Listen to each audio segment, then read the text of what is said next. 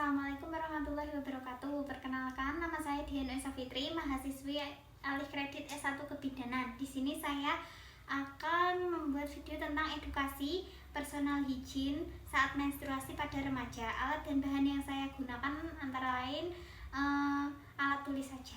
Begitu, terima kasih. Waalaikumsalam. Silakan masuk Mbak, silakan duduk. Saya tutup pintu dulu ya. Perkenalkan, dengan saya Bidan Dian. Saya data identitas dulu ya. Namanya siapa Mbak? Mbak D. Mbak D. Umurnya berapa? 16 tahun. Masih sekolah ini ya? Masih. Agamanya Islam ya? Iya, Bu. Rumahnya di sini di mana? Di Jatiosol. Apa ada keluhan? Di sini kan saya head hari kedua, Bu. Dan saya itu merasa gatal di sekitar selangkangan dan kemaluan saya. Hari kedua ya? Iya. Di sini saya data riwayat menstruasi dan ada riwayat penyakit dulu enggak ya? Iya, Bu. Mens pertama kalinya pada umur berapa? 11 tahun, Bu. 11 tahun. Itu lamanya sekitar berapa hari? 1 minggu. 1 minggu. Ganti pembalut itu sekitar berapa kali sehari? 2-3 kali. 2-3 kali ya. Kalau ada keluhan di seminar gitu, nyeri perut? Tidak ada, Bu. Tidak ada. Kalau riwayat penyakit di sini Mbak tidak menderita demam, batuk pilek gitu kan? Tidak, Bu. Tidak ada. Kalau di keluarga sendiri ada yang menderita riwayat seperti tekanan darah tinggi, asma, seperti itu tidak? Tidak ada. Tidak ada ya. Baik, di sini dari pemeriksaan yang saya lakukan, tekanan darah Mbaknya itu termasuk normal, sekitar 110/70. Kemudian berat badannya itu sendiri juga normal ya Mbak ya, 45 kg. Kemudian pernafasannya juga normal. Kemudian suhunya sekitar 36,4 derajat Celcius itu termasuk normal. Nadinya juga normal ya Mbak ya.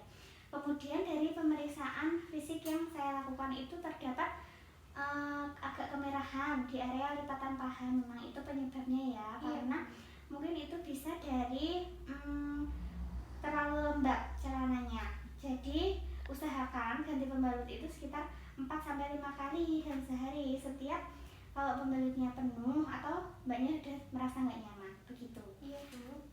Kemudian di sini saya akan menjelaskan bagaimana cara menjaga personal hygiene atau menjaga kebersihan pada saat menstruasi tersebut. Sebelumnya Mbaknya tahu atau belum cara menjaga kebersihan pada saat menstruasi itu seperti apa? Belum tahu, Bu. Belum tahu ya. Jadi pengertian menjaga kebersihan saat menstruasi itu sendiri yaitu berkaitan dengan tindakan untuk melakukan perilaku kebersihan, kemudian yang memelihara kesehatan dan upaya menjaga kebersihan pada area kewanitaan. Begitu ya pengertiannya sendiri. Kemudian faktor-faktor yang mempengaruhi personal hygiene atau menjaga kebersihan sendiri ada citra tubuh atau penampilan. Dikatakan seseorang itu bisa menjaga kebersihan apabila dapat dilihat dari penampilannya sendiri. Kalau penampilannya maaf ya, kumuh seperti itu kan bisa orang menilainya bahwa orang tersebut kebersihannya sangat kurang, begitu. Faktor yang mempengaruhi lainnya ada praktek sosial, yaitu kelompok sosial yang dapat mempengaruhi dalam menjaga kebersihan, seperti lingkungan atau biasanya dimanja, itu kan apa-apa diambilin. Kalau sedang menstruasi, masa pembalut sendiri mau diambilin? Itu kan tidak ya Mbak ya? Iya, Bu. Kemudian faktor lainnya ada tingkat ekonomi. Kenapa tingkat ekonomi berpengaruh? Karena dalam menjaga kebersihan itu kan perlu menggunakan sabun untuk mandi, cuci tangan, sampo, pasta gigi, sikat gigi. Nah, itu mempengaruhi karena butuh biaya untuk menyediakannya ya Mbak ya. Iya, Bu. Faktor yang lain ada pengetahuan tentang menstruasi sendiri.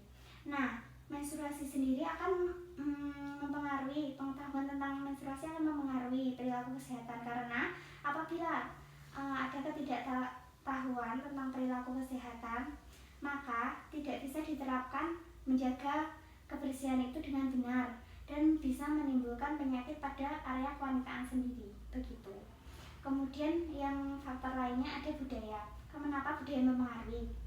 Karena seseorang yang nilai pribadi personal hygiene-nya berbeda, dari luar kebudayaan akan mengikuti praktek perawatan diri yang berbeda juga, begitu. Yang keenam itu ada kebiasaan seseorang, yaitu setiap orang mempunyai keinginan dan pilihan tentang dirinya, akan mandi, bercukur, itu sekitar berapa hari sekali atau berapa kali sehari gitu ya Mbak ya. Iya, Bu. Kemudian yang ketujuh itu ada kondisi fisik. Pada saat sakit tentu kondisi untuk merawat diri itu berkurang dan diperlukan bantuan orang lain. Itu faktor yang mempengaruhi personal hygiene. Adapun indikator dalam personal hygiene saat menstruasi yaitu perawatan kulit dan wajah. Masalah kulit itu merupakan masalah yang paling sensitif. Contohnya jerawat. Karena saat menstruasi, kerja kelenjar sebasea itu meningkat sehingga produksi keringat juga meningkat ya Mbak ya. Yang kedua itu ada kebersihan rambut. Nah, sangat penting saat menstruasi dan merawat kulit kepala karena kulit kepala akan lebih berkeringat dan berketombe.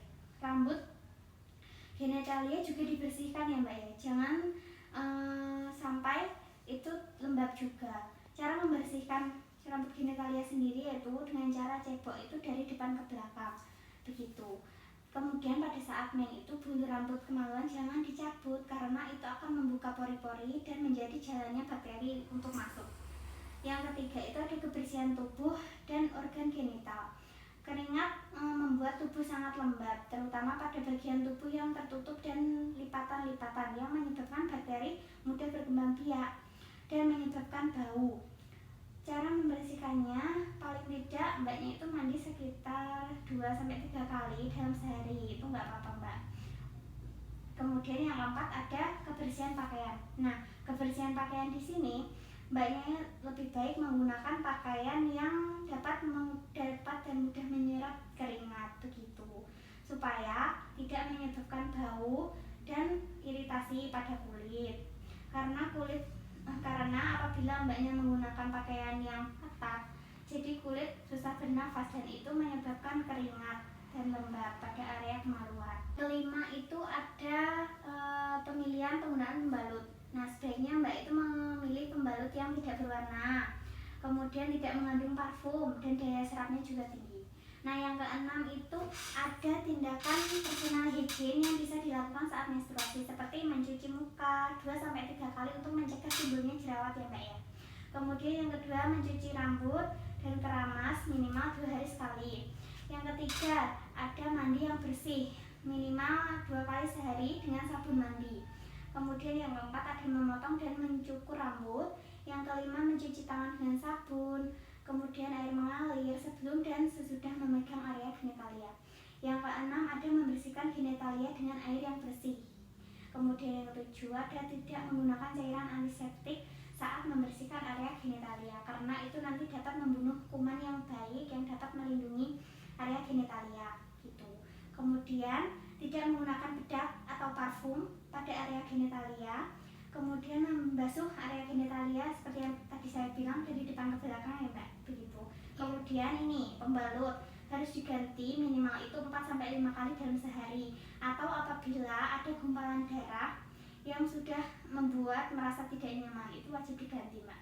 Kemudian bisa mencukur atau merapikan rambut kemaluan, jangan dicabut karena seperti yang saya bilang tadi dapat menjadi jalannya masuk bakteri begitu. Dampak yang sering timbul pada masalah personal hygiene ini ada 2 ya Mbak, dampak fisik dan dampak psikososial. Dampak fisiknya yaitu dapat menimbulkan infeksi seperti bisa saja menjadi kanker leher rahim, keputihan, dan jika tidak segera ditangani akan menyebabkan kemandulan, itu juga bisa Mbak, sehingga dapat menurunkan kualitas seseorang yang bersangkutan. Jadi keluhan yang Mbak alami ini baik segera diperiksakan supaya bisa segera diobati begitu. Yang kedua itu ada dampak psikososial, yaitu masalah yang berhubungan dengan personal hygiene adalah gangguan kebutuhan rasa nyaman, kemudian gangguan interaksi sosial.